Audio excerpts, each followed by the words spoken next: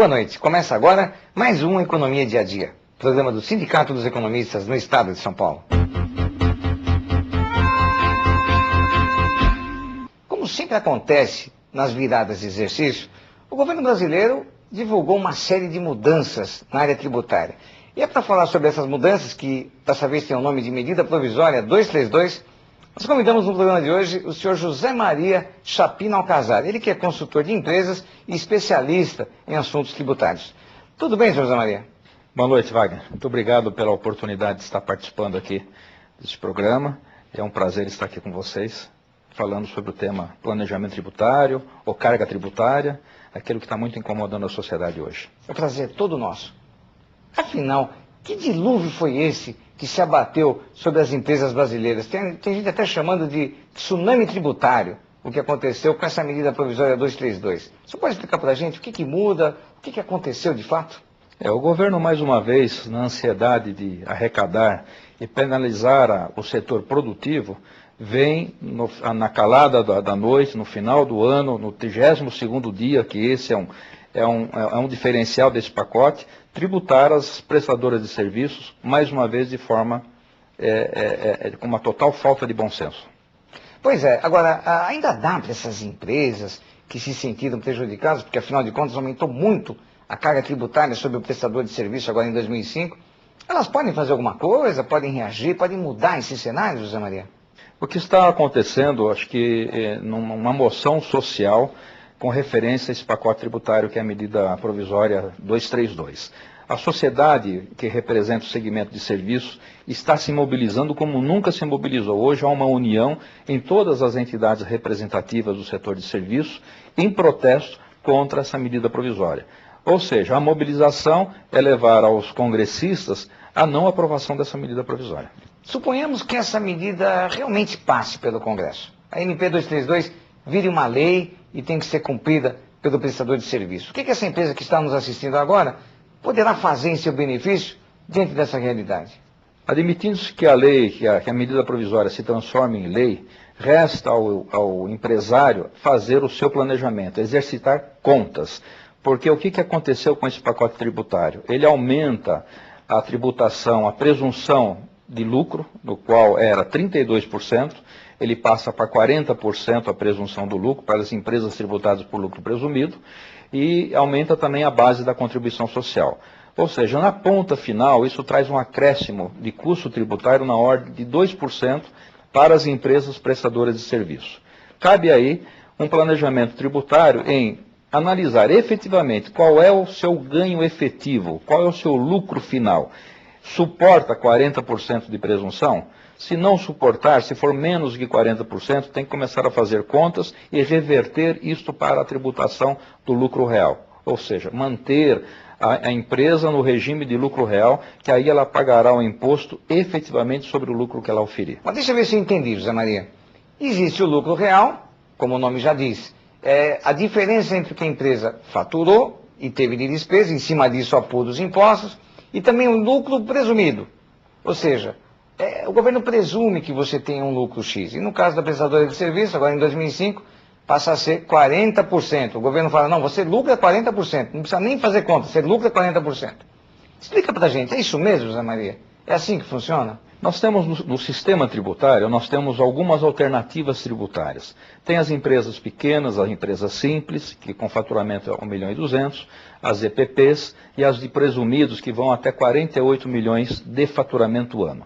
Essas empresas, elas têm por opção a escolha, ou vai para o regime simplificado e faz a tributação pela presunção, ou seja, o governo está satisfeito em receber o seu imposto de renda e a contribuição social sobre uma presunção de lucro, que no caso agora ele aumentou para 40%.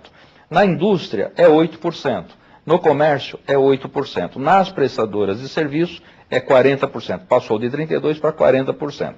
Então, nesse caso, o governo se dá como satisfeito em receber um imposto sobre uma presunção de 40%, a partir de 2006, 32% agora vigente. Caso a empresa tenha uma rentabilidade menor do que essa, não é vantagem ela ficar no sistema presumido. Aí passar a tributar pelo seu ganho efetivo, que passa a ser o levantamento por uma contabilidade pelo lucro real.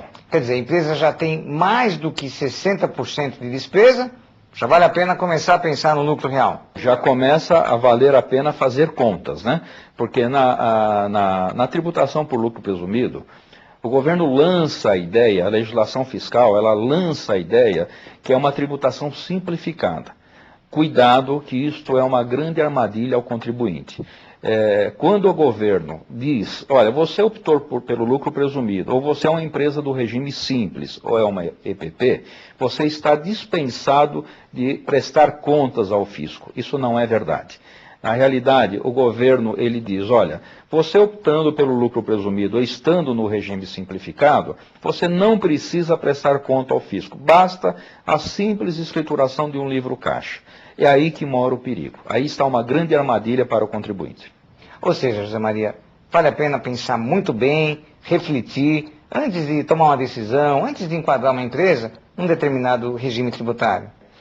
Sim, porque a opção ela se dá pelo pagamento do primeiro imposto no começo do exercício. Você efetivando o pagamento por aquela modalidade que você escolheu, você durante o curso daquele exercício você não pode alterar de regime. Então recomenda-se, na dúvida que está entre permanecer a medida provisória 232, a essa mobilização aí da Brasília para mostrar aos deputados federais que não votem na medida provisória, e aí essas entidades que fazem parte do Fórum Permanente de Defesa do Setor de Serviços estarão divulgando isso na mídia, quais os deputados que estão votando a favor ou contra o contribuinte. Então, na dúvida, é preferível segurar o pagamento, o primeiro pagamento que ocorre dia 15 de fevereiro, para aguardar o que vai acontecer a nível político, que ela pode passar como ela pode não passar. Não passando, fica a sistemática tributária como era em 31 de dezembro. 32% a presunção e a contribuição social baseada nos 12%. Muito bem. Agora, digamos que essa MP vingue, se transforme realmente em lei, não dê para reverter esse processo. Você acredita que isso vai gerar um impacto na economia brasileira? Afinal de contas, o empresário vai ter que passar esse custo para alguém. Em última instância, para todos nós, consumidores, é o médico, é o advogado. A economia brasileira hoje tem muita prestação de serviço. O que você acha que vai acontecer, José Maria? Com certeza terá um impacto na economia por um todo. Havendo aumento de carga tributária, não há como o empresário assumir esse ônus. Ele tem que repassar aos seus custos. Consequentemente, isso será transferido ao consumidor final. Com essa medida estratégica do governo, ele está dando um tiro no próprio pé. Por quê? Ao invés de simplificar processo, reduzir carga tributária, que no passado ele incentivou a informalidade a se transformar para a formalidade, criando empresas. E assim a sociedade fez enquanto o regime tributário era acessível. Ele vem sistematicamente aumentando a carga tributária do setor de serviços. O governo agora identificou que o setor de serviços é a grande sacada do momento, é a quarta onda, né? Nós tivemos a onda da indústria, agora passamos para a era do serviço. Então ele só está enxergando no setor de serviços o setor de grande nicho de mercado para arrecadação.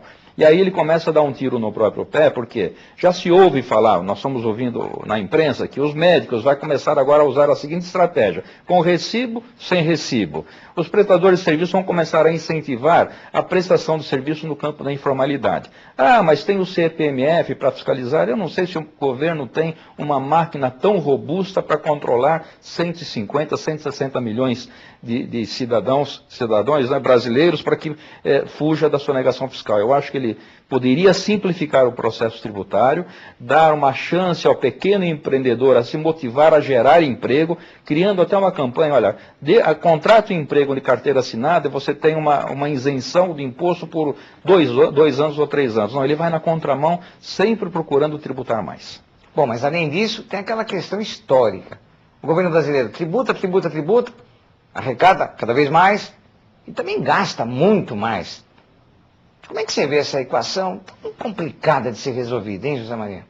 A sociedade agora também está se organizando nesse sentido. A OAB já está com uma equipe técnica trabalhando nesse sentido, querendo saber o seguinte: o governo arrecada, aonde ele aplica o dinheiro? Porque nós não conseguimos identificar os serviços da sociedade, na educação, na moradia, na saúde e na segurança. Quer dizer, então toda essa verba, esse recorde que o governo comemora de arrecadação, aonde vai? A gente vê que mudança de governo acontece e o empreguismo acaba acontecendo no setor público, né? Aumenta os seus deputados na calada da noite, aumenta as suas remunerações e aí o dinheiro público vai saindo para um ralo que ninguém tem acesso. Parece que a sociedade agora também começa a se mobilizar para saber aonde é aplicado esse dinheiro que é arrecadado de tributos. Bom, para encerrar nosso bate-papo, José Maria, queria que você dissesse aqui, deixasse uma mensagem para o empreendedor, para o prestador de serviço, que se sentiu mais uma vez tungado, né? Agora com essa MP 232. Mas ele quer continuar lutando, quer continuar persistindo, quer continuar tocando o seu negócio. Afinal de contas, o Brasil não vai parar, não vai fechar para balanço. O que você deixa aí como orientação para essas pessoas? Que faça um planejamento tributário, faça o seu orçamento no começo de cada exercício, procura não entrar no caminho da informalidade, porque o caminho da informalidade, quando é identificado pelo fisco, as multas são elevadíssimas, o ônus é muito grande por essa escolha. Então, que se organize, que mantenha uma estrutura financeira devidamente organizada, que mantenha uma contabilidade organizada, não entra no mito que estar num regime simplificado não precisa fazer contas, isso é um engano, é um problema cultural da sociedade. O fisco, quando entra para fiscalizar uma pequena empresa, uma empresa simples, ele adota o mesmo padrão de critério de fiscalização de uma multinacional. Ou seja, mantenha as suas contas devidamente organizadas e faça a opção para aquele regime tributário que seja mais econômico. Ou seja, pague o imposto justo dentro da lei. Bom, José Maria, muito obrigado por ter vindo ao nosso programa de hoje para falar sobre esse tema sempre preocupante, que é a questão tributária, principalmente nas viradas de ano, com esses pacotes mirabolantes do nosso governo. Eu que agradeço mais uma vez a oportunidade e estou à disposição de vocês em todos os momentos que houver necessidade. Muito obrigado.